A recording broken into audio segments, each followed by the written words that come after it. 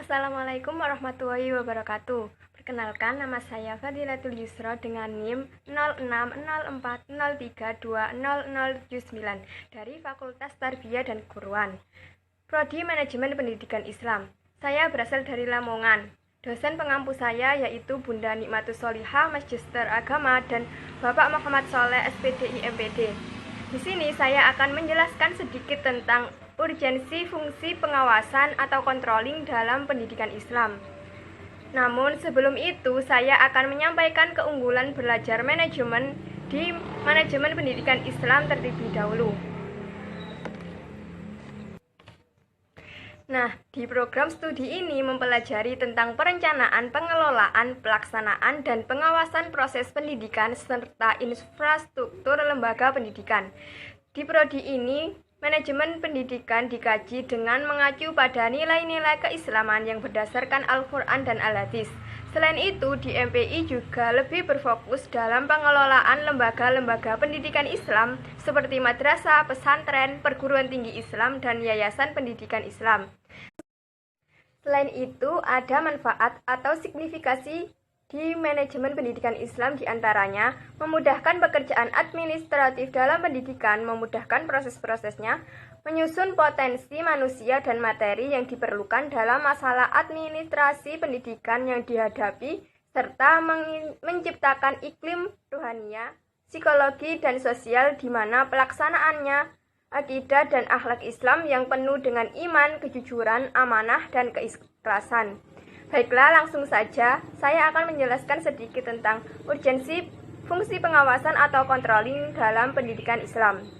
Pengawasan itu sendiri adalah keseluruhan upaya pengamatan pelaksanaan kegiatan operasional guna menjamin bahwa kegiatan tersebut sesuai dengan rencana yang telah ditetapkan sebelumnya. Dalam pandangan Islam, pengawasan dilakukan untuk meluruskan yang tidak lurus, mengoreksi yang salah, dan membenarkan yang hak.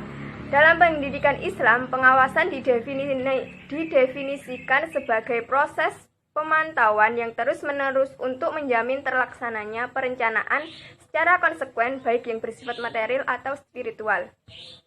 Di sisi lain, pengawasan dalam konsep Islam lebih mengutamakan menggunakan pendekatan manusiawi, pendekatan yang dijiwai oleh nilai-nilai keislaman. Konteks dalam hal ini adalah manakala kita dapat mengaplikasikan dengan baik tentang konsep manajemen pendidikan Islam, maka akan mampu melahirkan suatu goal yang sesuai dengan nilai-nilai agama Islam itu sendiri. Implementasi syariah diwujudkan melalui 3 pilar pengawasan, yaitu yang pertama, ketakwaan individu bahwa seluruh personel perusahaan dipastikan dan dibina agar menjadi manusia yang bertakwa. Yang kedua, kontrol anggota. Dalam suasana organisasi yang mencerminkan sebuah tim, maka proses keberlangsungan organisasi selalu akan mendapatkan pengawasan dari personelnya sesuai dengan arah yang telah ditetapkan. Yang ketiga, penerapan aturan. Organisasi ditegakkan dengan aturan main yang jelas dan transparan dan tidak bertentangan dengan syariah.